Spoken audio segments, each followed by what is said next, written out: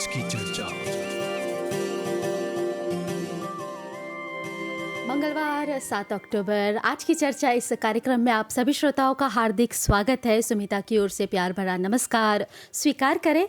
आशा करते हैं आप सभी बिल्कुल अच्छे हैं। हमारे सभी श्रोताओं के साथ साथ हमारे सभी दर्शकों का भी हम स्वागत करते हैं। ऐसे आज का हमारा जो विषय है वो है अहिंसा दिवस, नॉन वायलेंस डे, जो हर वर्ष 2 अक्टूबर को मनाया जाता है। अपने आप में ये दिन एक बहुत ही विशेष है, बहुत ही खास है और हर एक व्यक्ति के जीवन में ये दिन बड़ा ही महत्व रखता है। उससे पहले हम बात करेंगे आज के तारीख की।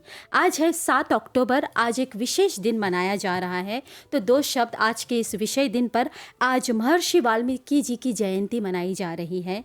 महाकाव्य रामायण की रचना इन्होंने की थी।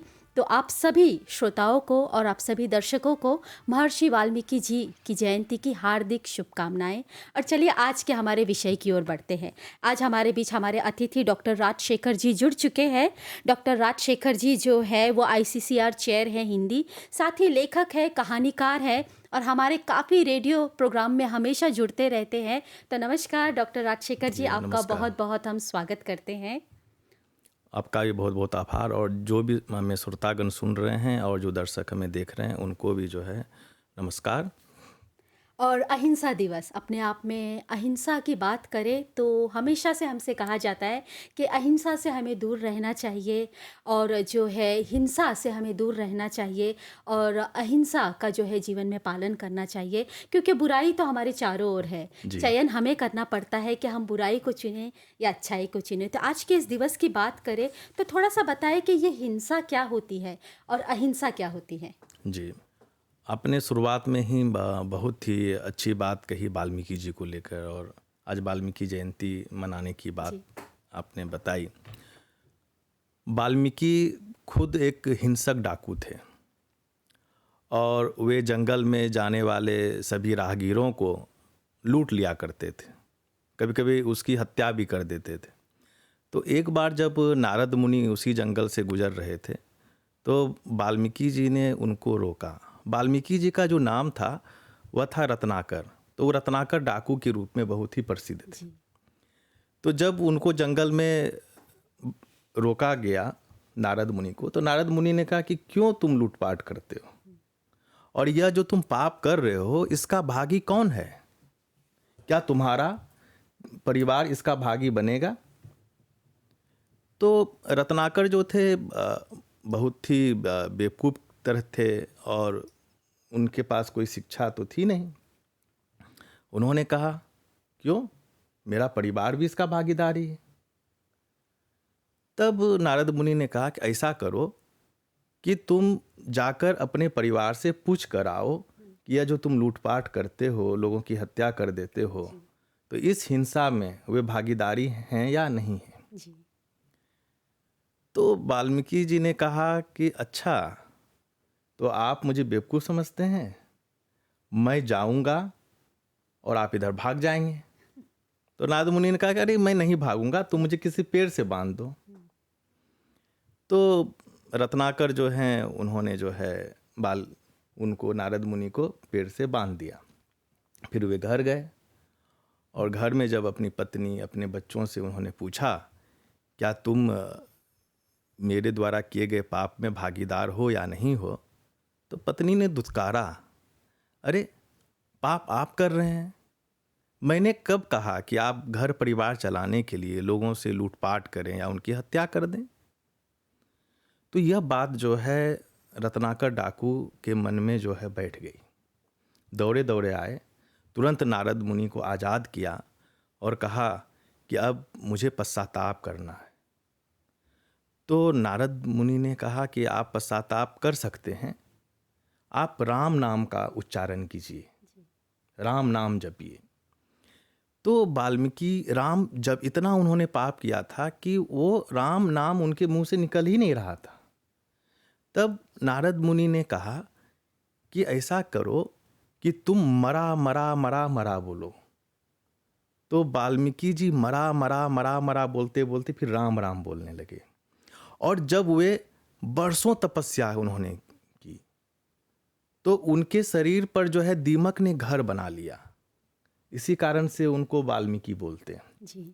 और आप जानते ही हैं कि वाल्मीकि ने रामायण की रचना की, और सभी प्रकार सभी भाषाओं में लिखे गए जो रामायण हैं या रामचरितमानस हैं, वो रामायण के आधार पर ही है। जो संस्कृत रामायण है वही मूल है। यानी कहने का तात्पर्य यह है कि जो हिंसा है उससे किसी का भला नहीं होता। और हिंसा जब कोई व्यक्ति करता है तो कहीं न कहीं वह भ्रम की स्थिति में होता है, उसे रास्ता नहीं पता होता कि उसे क्या करना है। हिंसा दो तरह के होते हैं, इसको भी जानने की ज़रूरत है कि एक हिंसा जो है वो है अर्थ हिंसा, और दूसरा जो हिंसा है वह है अनर्थ हिंसा। तो अर्थ हिंसा में ऐसा होता है कि लोग अपने हितों को साधने के लिए एक दूसरे का नुकसान करते हैं, और अनर्थ हिंसा यह है कि हम मजा लेने के लिए, आनंद उठाने के लिए किसी जीव जंतु की हत्या करते हैं, पेड़ पौधों का नुकसान पहुंचाते हैं। यह भी जो है अनर्थ हिंसा है। अब इसी से जुड़ा हुआ है कि अहिंसा। अहिंसा क्या है? यदि हम मोटे तौर पर सामान्य अर्थ में हम देखें, किसी की हिंसा नहीं करना ही अहिंसा है। लेकिन इसका भी जो है एक व्यापक अर्थ है। अहिंसा 3 प्रकार के होते हैं। एक है कायिक अहिंसा, दूसरा है वाचिक, और तीसरा है मानसिक।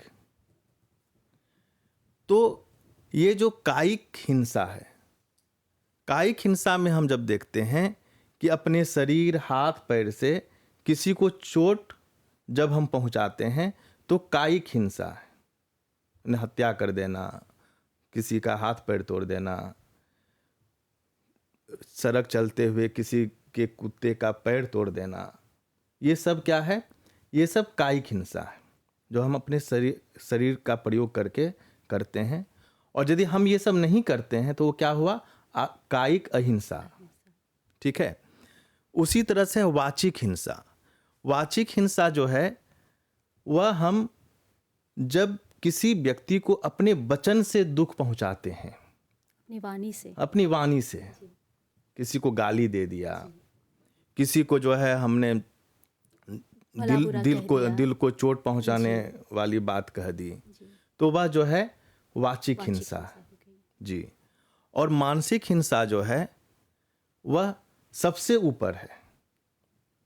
यानी किसी को अपने हिसाब से किसी कार्य के लिए बाध्य करना भी ये मानसिक हिंसा है। जैसे हम अपने परिवार में अपनी पत्नी को अपनी इच्छा के अनुसार प्रताड़ित करते हुए हम उसे यह कहें कि तुम्हें यही कार्य करना है, यह भी जो है मानसिक हिंसा है, जो सबसे ऊपर है।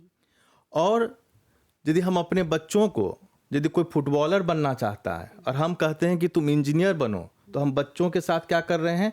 मानसिक हिंसा कर रहे हैं। तो हिंसा का जो है एक व्यापक अर्थ है, और यदि हम ये सब नहीं करते हैं तो वो अहिंसा है। जी। आपने 3 प्रकार के अहिंसा और हिंसा की बात की, और कहीं ना कहीं मानसिक हिंसा की यदि हम बात करें तो आज के समाज में ये हम ज़्यादातर देखते हैं। बिल्कुल। और जिसे साबित करना बहुत ही कठिन भी होता है। बिल्कुल। क्योंकि आप अगर किसी को मेंटली रूप से परेशान कर रहे हैं, किसी चीज़ के लिए फोर्स कर रहे हैं, क्योंकि वाणी से कर रहे हैं या एक्शन से कर रहे हैं, तो वो दिखाई दे रहा है, वो सुनाई दे रहा है। लेकिन मेंटली अगर हम किसी को टॉर्चर कर रहे हैं, किसी को परेशान कर रहे हैं, तो जो व्यक्ति इससे गुजर रहा है उसके लिए भी ये साबित करना बहुत ही कठिन हो जाता है। चलिए, बहुत बहुत धन्यवाद। आज जो है हम नॉन वायलेंस पर बात कर रहे हैं, अहिंसा दिवस पर बात कर रहे हैं। और अहिंसा दिवस की बात करें तो हर वर्ष 2 अक्टूबर को ये मनाया जाता है। तो थोड़ा सा आपसे हम जानना चाहेंगे कि इस दिन को मनाने की शुरुआत कब से हुई थी, इस दिन को मनाने का उद्देश्य क्या था? जी, अंतर्राष्ट्रीय अहिंसा दिवस, जैसा कि हम सभी जानते हैं, गांधी जी के जन्मदिन 2 अक्टूबर पर मनाया जाता है। और आपको जानकर बहुत ही आश्चर्य होगा कि जब यह प्रस्ताव आया था तो 140 देशों ने जो है इस दिवस को चुना अंतर्राष्ट्रीय अहिंसा दिवस मनाने के लिए, और 140 देशों ने समर्थन किया।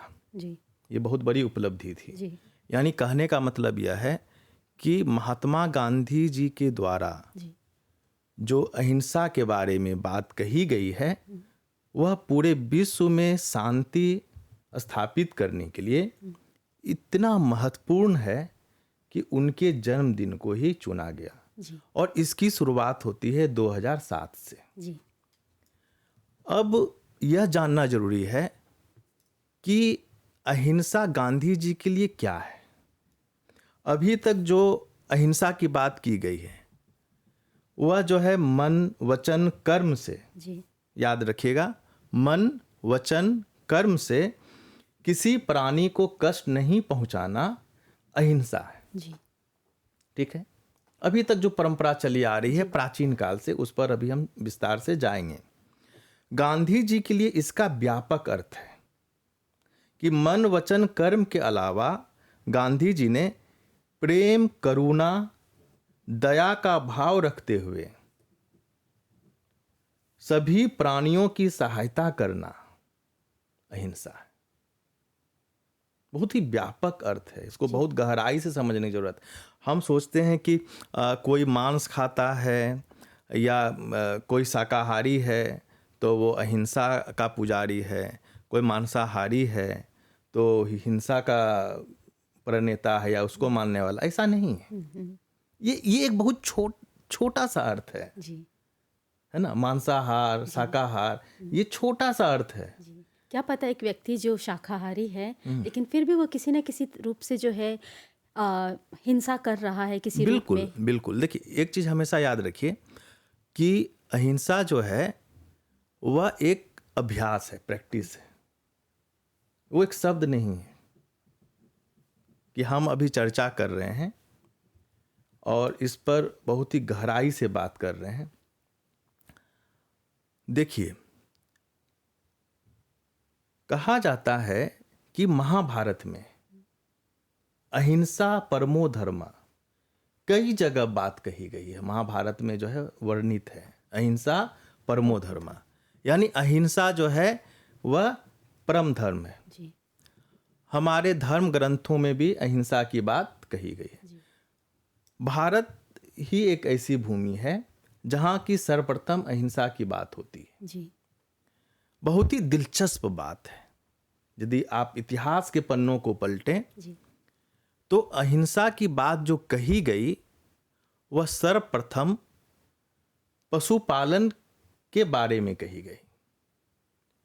सभी लोगों को पता है कि 1500 ईसा पूर्व में जब लोहे की जब खोज होती है तब अब बहुत ही आसान है खेती करना, क्योंकि अब लोहे से हम औजार बना सकते हैं, फावड़ा बना सकते हैं। जी। खुदाई में आसानी होगी, कार्य में आसानी होगी। खेत हम जो है खुदाई कर सकते हैं, पेड़ काट सकते हैं। जी। वेद में वर्णन है कि पहली बार जब हम खेती योग्य जमीन जब तैयार कर रहे थे तो जंगल में हम आग लगाते थे। आग लगाकर जो है, जब पेड़ सब इतने घने जंगल होते थे कि जब पेड़ जल जाते थे तो फिर जब समतल भूमि पर हम खेती क्या करते थे। लेकिन पहली बार जब लोहे की जब खोज होती है और उससे जब हम औजार बनाने लगते हैं तो अब पूरा का पूरा समाज जो है वह कृषि आधारित समाज हो जाता है। और जब कृषि आधारित समाज है तो अब वहाँ किसकी जरूरत है? पशुओं की, क्योंकि बैल जो है खेत जोतेगा, में मदद करेंगे, है ना। बैलगाड़ी भी है, पहिए का भी आविष्कार होते हैं। तो इन सब चीज़ों के कारण पहली बार महसूस किया गया कि हम अभी तक पशुपालन करते थे पशुओं को खाने के लिए, या यज्ञ में या किसी भी तरह का हम जब उत्सव मनाते थे तो हम पशु बलि देते थे। जी, उस प्राचीन काल की बात प्राचीन काल में, अभी भी कई जगह लोग देते हैं।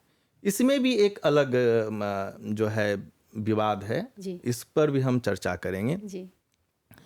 तो जब बलि देते थे, खाते थे, तो क्या होता था कि पशुधन जो है वो कम पड़ने लगा। अब खेती कैसे होगी? और गाय के गोबर से, बैल के गोबर से वो खाद भी बनेगा, कंपोस्ट तैयार होगा, वो भी जो है फसलों के उपजाऊपन उस के लिए समय तो जरूरी है। गोबर से तो घर भी लेपे हाँ, जाते घर थे, भी लेपे जाते तो थे, उसकी भी कमी होने लगी थी। कमी होने लगी। तो सर्वप्रथम जो है इसकी बात यहाँ से शुरू होती है। जी और वेद में ही कई बार इस चीज का भी खंडन किया गया कि पशु बलि बहुत जरूरी नहीं है, जी नहीं होना चाहिए। हम इसको एक सांकेतिक रूप में भी हम कर सकते हैं। अब जो भी अहिंसा के प्रेमी हैं, बहुत ही दिलचस्प बात मैं आपको बताना चाहता हूं कि आप बहुत अच्छे कलाकार हैं, आपने बहुत अच्छी एक पेंटिंग बनाई, जी ठीक है, और उस पेंटिंग को आपने मुझे गिफ्ट किया, उपहार स्वरूप आपने दिया, और आपके सामने ही उस पेंटिंग को मैं नष्ट कर दूं, फाड़ दूं या जला दूं, आप खुश होंगे या दुखी होंगे? अवश्य दुखी होंगे। है? हम एक तरफ कहते हैं कि इस पृथ्वी के सृष्टिकर्ता ईश्वर हैं, उन्होंने सभी जीव जंतुओं का, मनुष्यों का निर्माण किया, फिर उन्हीं देवताओं को खुश करने के लिए हम उन्हीं के द्वारा बनाए गए पशुओं की बलि यदि हम देते हैं तो क्या ईश्वर प्रसन्न होंगे या नाराज होंगे? यह बहुत बड़ा एक प्रश्न है। जी, और कहीं ना कहीं ये एक हिंसा का रूप है। ये एक हिंसा का रूप है। जी तो इस पर भी हमें विचार करने की बिल्कुल। जरूरत है। कई बार हम तार्किक रूप से बहुत बातों को नहीं सोचते। जी और देखिए, कहाँ हम पत्थर युग से हम उत्तर आधुनिक युग में आ चुके हैं, और हम चंद्रमा और मंगल और कहाँ कहाँ पहुंच चुके हैं। तो ऐसे युग में स्वाभाविक है कि हमारे विचारों में भी बहुत ही परिवर्तन हुआ है, और उस परिवर्तन में बहुत जरूरी है कि जो जीवन जीने की जो पद्धति है, जो शैली है, उसमें भी हमें बदलाव लाने की जरूरत है। जी तो इस तरह से देखेंगे कि मैंने जैसा आपको कहा कि जब कृषि व्यवस्था की शुरुआत होती है तो वहाँ से पशुओं के द्वारा उसकी रक्षा करने के लिए अहिंसा की बात कही जाती है। ध्यान देने वाली बात क्या है?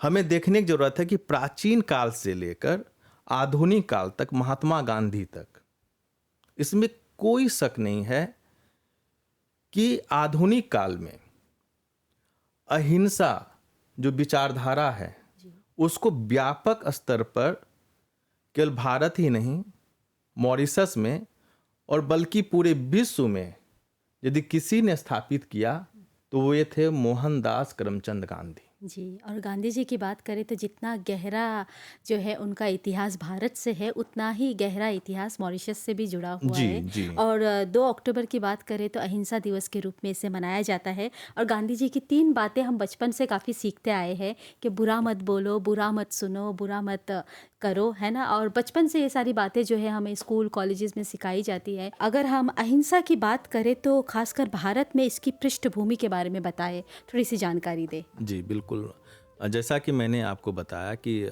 पशुपालन से ही अहिंसा की बात की शुरुआत होती है, और वैदिक काल में भी यह देखने को मिलता है, और वेदों में भी वर्णन है, उपनिषद में वर्णन है जी और फिर हम जब आते हैं तो सबसे कठिन यदि प्रैक्टिस है, अभ्यास है, तो जैन धर्म है। जी जैन धर्म में यहाँ वर्णन था कि सूर्यास्त से पहले ही जो है आपको डिनर कर लेना। जी क्यों? क्योंकि रात में यदि हम भोजन करते हैं तो खाना खाते समय जब मुंह खोलते हैं तो उसके साथ कोई कीड़े मकोड़े नहीं चले जाए। तो बहुत ही कठिन साधना है। जी, और कहीं ना कहीं हमने तो यहाँ तक सुना है कि वे चलते वक्त भी काफी ध्यान रखते हैं कि उनके कदम के नीचे कहीं कोई जीव जंतु कोई कीटनाशु ना आ जाए, और हमेशा मास्क भी पहनते हैं। देखते ज्यादातर लोग जो है अपने चेहरे पर एक मास्क जैसे डाल कर रखते हैं, जो बहुत ही कट्टर रूप से जैन धर्म का पालन करते हैं। बिल्कुल। तो वहाँ जो है जो पंच महाव्रत है, तो अहिंसा जो है 5 महाव्रतों में पहला और सबसे महत्वपूर्ण है। और वहाँ कहा गया है कि न केवल कार्य के द्वारा बल्कि वचन और विचार द्वारा भी किसी जीवित प्राणी, यहाँ तक कि मानव, पशु, कीड़े, वनस्पति, पर्यावरण जो जी। आपका पेड़ पौधे हैं जी तक को न पहुंचाने पर अत्यधिक बल दिया गया है। जी। और यह बात कब कही जा रही है, यह भी महत्वपूर्ण है। आज से लगभग 2600 साल पहले जी इतनी प्राचीन जो है परंपरा जो है हमारे यहाँ रही है। और फिर धीरे धीरे हम देखते हैं कि बौद्ध धर्म में फिर जब गौतम बुद्ध आते हैं जी तो उनके जो विचार हैं, उन्होंने भी अहिंसा को पंचशील नैतिक उपदेशों में से एक माना है। जी और उन्होंने बौद्ध के सभी अनुयायियों को ये कहा कि मैं सभी जीवित प्राणियों को चोट पहुंचाने से विरत रहने की प्रतिज्ञा करता हूँ। जी ठीक है, वहाँ भी क्या है, मन से है, ठीक है, वचन से है और कर्म से है। ऐसे है। और बुद्ध की शिक्षाओं में अहिंसा का अभ्यास करुणा और मैत्री के साथ दृढ़ता से जुड़ा हुआ है। जी और बौद्ध धर्म में जोर केवल हिंसा से दूर रहने पर नहीं, बल्कि सभी के प्रति सक्रिय रूप से दयालु होने पर भी है। यानी आपको दया भी करनी चाहिए। जी और ऐसा ऐसे भी हम हमारे मानव जीवन की बात करें तो दया और करुणा हमारे जीवन में बहुत ही बड़ा महत्व रखती है, क्योंकि आज एक व्यक्ति के पास क्या है, कितना है, ये मायने नहीं रखता है। उसका व्यक्तित्व कैसा है, वो किस बिल्कुल। तरह से सामने वाले व्यक्ति के साथ, जैसे आपने कहा, बात करते हैं, वचन ना, जैसे कि उनकी वाणी कैसी है, उनकी बोली कैसी है, उनका व्यवहार कैसा है। क्योंकि एक व्यक्ति को इसी बात के लिए तो याद किया जाता है, बिल्कुल। क्योंकि आज शायद जो धन दौलत आप कमा रहे, कल हो या ना हो आपको नहीं पता, लेकिन अच्छे बर्ताव के लिए उस व्यक्ति के जाने के बाद भी उसे याद किया जाता है। बिल्कुल।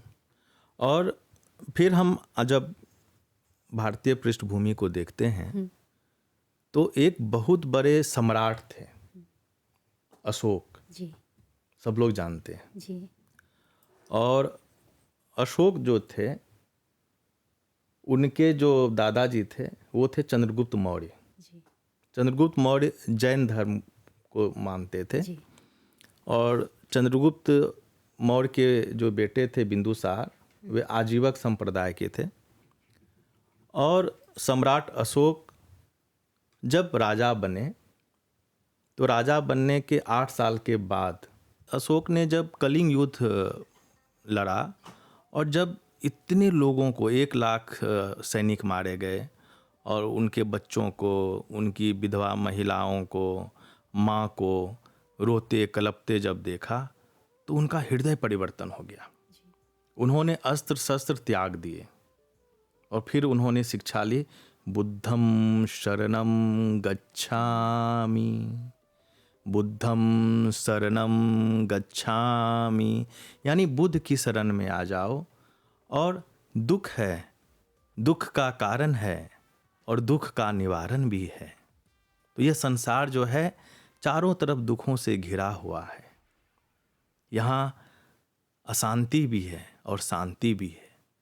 तो सम्राट अशोक ने जो है उसी समय अपना भी एक धर्म चलाया जिसको धम्म विजय कहते हैं। और इस अहिंसावादी नीति के कारण इतने शक्तिशाली मौर्य साम्राज्य का विनाश हो गया। लेकिन उनके द्वारा किए गए प्रयासों से पूरे विश्व भर में जो बौद्ध धर्म के जो अच्छे विचार हैं, जो भारत में जो दर्शन जो पैदा हुआ है, जो ये विचार हैं, वे पूरे विश्व के कोने कोने तक पहुंचा। विचार अभी भी जीवित हैं, साम्राज्य तो आते जाते रहते हैं। जी बिल्कुल। चलिए, अहिंसा दिवस की बात करें तो डॉक्टर राजशेखर जी, आपसे जानना चाहेंगे कि अभी का जो समय है, हम देख रहे हैं कि किस तरह से एक देश दूसरे देश से लड़ रहा है, आपस में उनकी नहीं बनती है। तो अगर हम अहिंसा की बात करें तो आज के समय में यह अहिंसा अपने आप में कितना बड़ा स्थान रखता है? जी, जब हम आधुनिक काल की बात करते हैं तो महात्मा गांधी जी के बिना ये सारी बातें अधूरी रह जाती जी हैं। अभी तक प्राचीन काल से लेकर गांधी जी तक अहिंसा की बात होती रही। और यह जो अहिंसा की जो बात थी, यह कहीं न कहीं केवल व्यक्तिगत स्तर पर बात होती थी। व्यक्तिगत स्तर पर, धार्मिक स्तर पर, एक समाज का एक आदर्श व्यक्ति के तौर पर किसी का भी कर्तव्य बनता था कि वह सभ्य से सभ्य बने और अहिंसा के सिद्धांतों का पालन करे।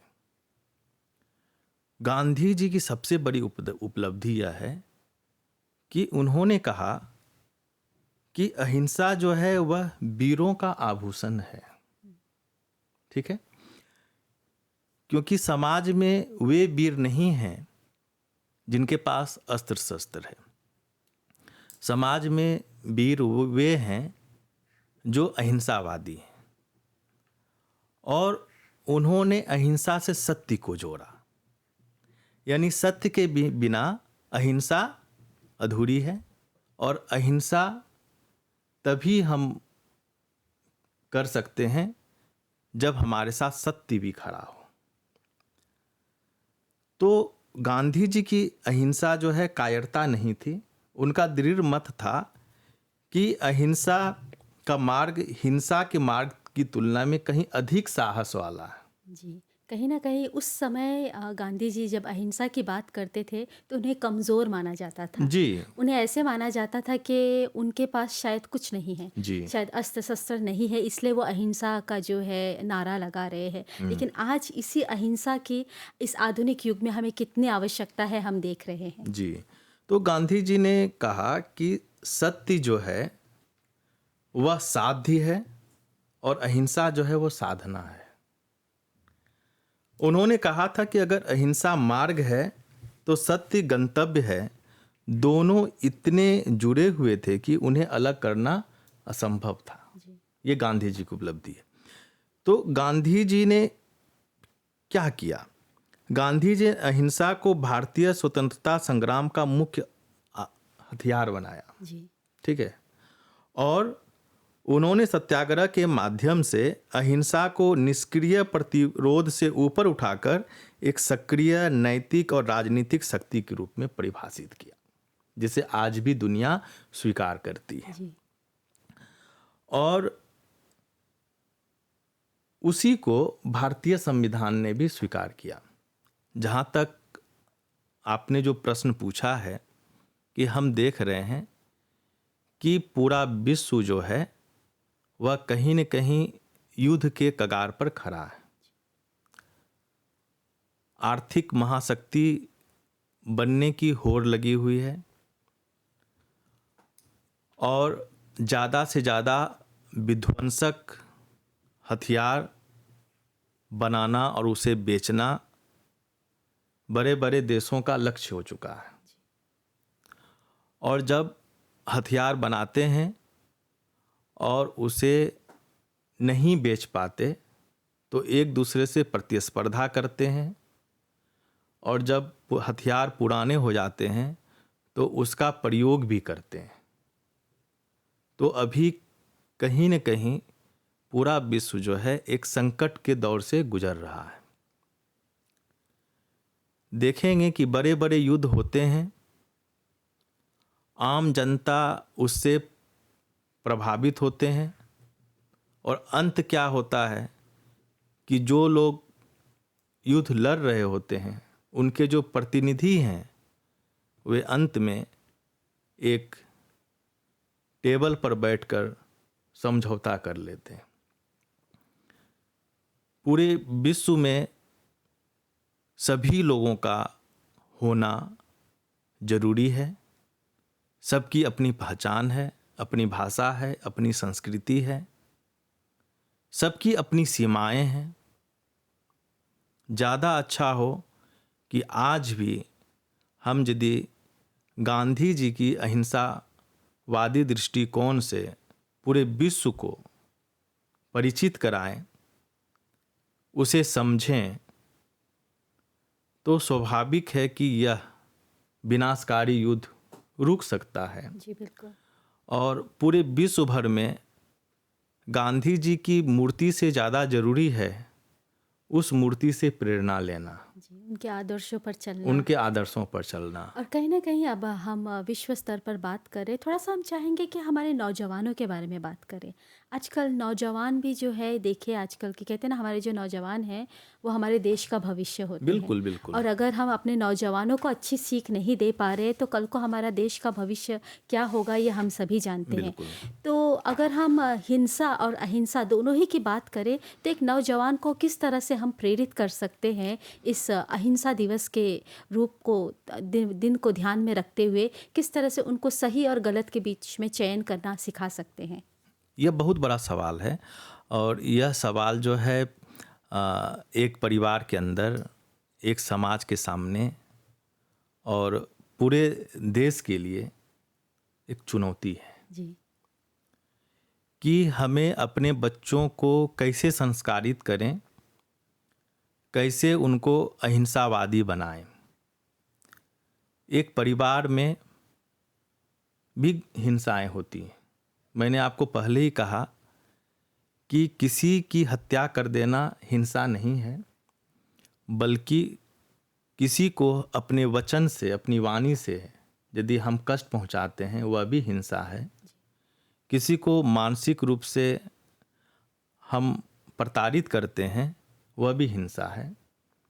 घर में हो सकता है, एक परिवार में हो सकता है, एक ऑफिस में हो सकता है, कहीं भी हो सकता है। हम एक नौकर के साथ कर सकते हैं, किसी को हम नीचा दिखाने का प्रयास कर सकते हैं।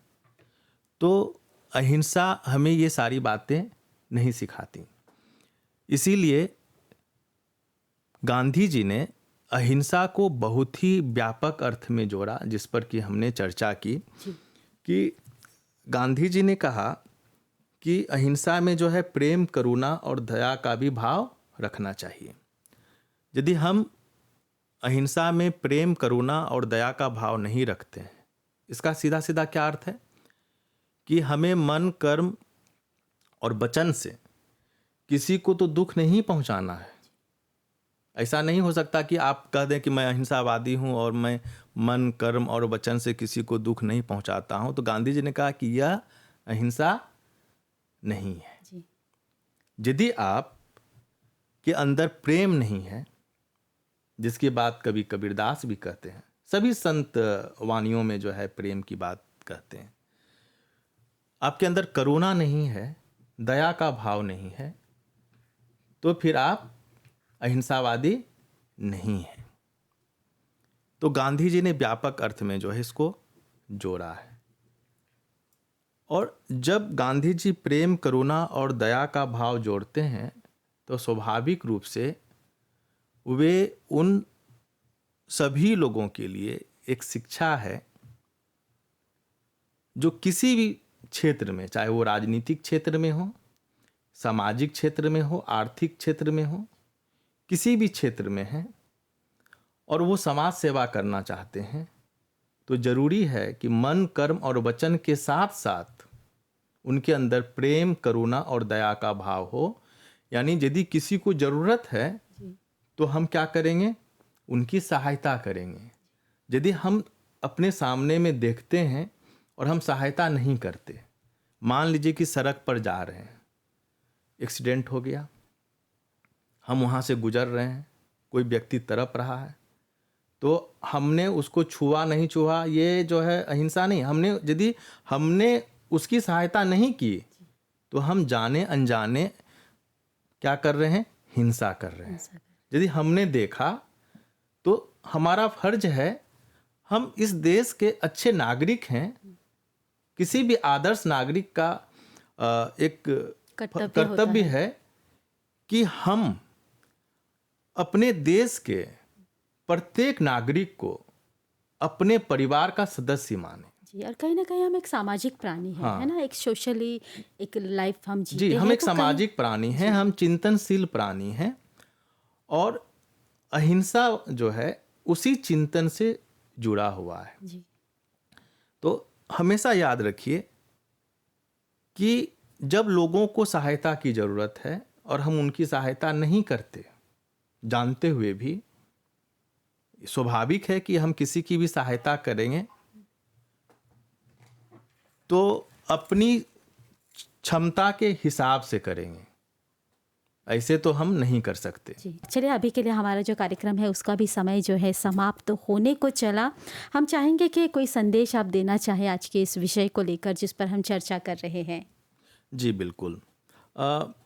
मेरा यह कहना है अहिंसा को लेकर कि अहिंसा जो है एक प्रैक्टिस है और उसे सत्य के साथ ही हम कर सकते हैं, तभी हम गांधी जी के दृष्टिकोण को समझ पाएंगे। और हम हमेशा अच्छा से अच्छा बनने का प्रयास करते हैं। मनुष्य हमेशा अच्छा से अच्छा बनने का प्रयास करता है, एक आदर्श व्यक्तित्व का अपना निर्माण करता है। सबसे बड़ी बात है जो मैं संदेश देना चाहता हूँ कि आने वाले समय में सबसे बड़ी चुनौती यह है जलवायु परिवर्तन की। और जलवायु परिवर्तन इसलिए, उसके जो खतरे इसलिए हमारे सामने उभर कर आ रहे हैं कि हम कहीं न कहीं प्रकृति का दोहन कर रहे हैं। तो प्रकृति में जो पेड़ पौधे हैं हम उनको काटते हैं, हम जंगलों की क्षति कर रहे हैं, यह भी एक हिंसा है। यानी प्रकृति की रक्षा करना भी जो है, जो कि मैंने आपको बताया कि जैन दर्शन में भी कि कहा। प्रकृति की रक्षा करना, पशुओं की रक्षा करना, ये सब भी एक जी अहिंसा का मार्ग है। जी। तो वनस्पतियों की रक्षा करना, पेड़ पौधों की भी रक्षा करना जो है, यह भी एक प्रकार का जो है अहिंसा है। तो हमें इस बात को जो है ध्यान में रखना चाहिए। जी और हमें अपने जो भी बड़े बड़े महापुरुष हुए हैं, और मॉरिशस की आपने बात की, मॉरिशस में गांधी जी 1901 में आए और उनकी जो अहिंसावादी दृष्टिकोण का बहुत ही गहरा प्रभाव जो है मॉरिशस पर पड़ा। मॉरिशस एक बहुसांस्कृतिक देश है, धर्म सहिष्णु देश है। सभी धर्मों को भारत की तरह यहाँ भी समान अधिकार हैं। सभी लोग मिलजुल कर रहते हैं। और पूरे विश्व में यदि आप देखें कि तो मॉरिशस एक ऐसे देश के रूप में एक उदाहरण है जो अहिंसावादी देश है। और इस छोटे देश जो है वो पूरे विश्व के लिए एक प्रेरणा का स्रोत भी है। जी बिल्कुल। तो इसे भी जो है हमें समझने की ज़रूरत है। जी तो कई चीज़ें हो सकती हैं। तो हम कैसे इस अहिंसावादी दृष्टिकोण का अभ्यास करें। जैसे गौतम बुद्ध को एक बार एक बनिया ने बहुत गाली दी, तो गौतम बुद्ध ने उसको नहीं उस अनमने ढंग से उसको लिया और उन्होंने कोई उत्तर नहीं दिया। तो उस बनिए ने कहा कि मैंने आपको इतनी गालियां दी और आपको कोई प्रभाव नहीं पड़ रहा है। तो गौतम बुद्ध ने कहा कि आपको पता है, आप तो व्यवसायी हैं, जब आप किसी को कुछ देते हैं और वह यदि स्वीकार नहीं करता है तो वह वस्तु किसके पास रह जाती है। तो उस बनिए ने कहा कि वह वस्तु तो मेरे ही पास रह जाती है। तो आपने मुझे गालियां दी, मैंने उसे स्वीकार नहीं किया, तो किसके पास वो गालियां रह गई? उसी के पास जो दे रहा तो है। हाँ, वो बहुत लज्जित हुआ जी और फिर जो है वह गौतम बुद्ध का अनुयायी हो गया, शिष्य बन गया। जी तो हमें लोगों का दिल जीतना चाहिए। कठोर वचन को सुनकर हम उसको इग्नोर भी कर सकते हैं, जी है ना। छोटी छोटी चीज़ों से लेकर आपस में मनमुटाव करना, एक परिवार में, एक समाज में, एक गांव में नहीं है। सभी चीज़ों का समाधान हम आपसी बातचीत, भाईचारा और प्रेम से एक दूसरे के ऊपर दया श्रद्धा रख कर हम कर सकते हैं, और तभी हम सही अर्थों में अहिंसावादी हो सकते हैं। तो अहिंसा जो है सत्य के साथ अभ्यास की एक ऐसी कला है जिसे करने के लिए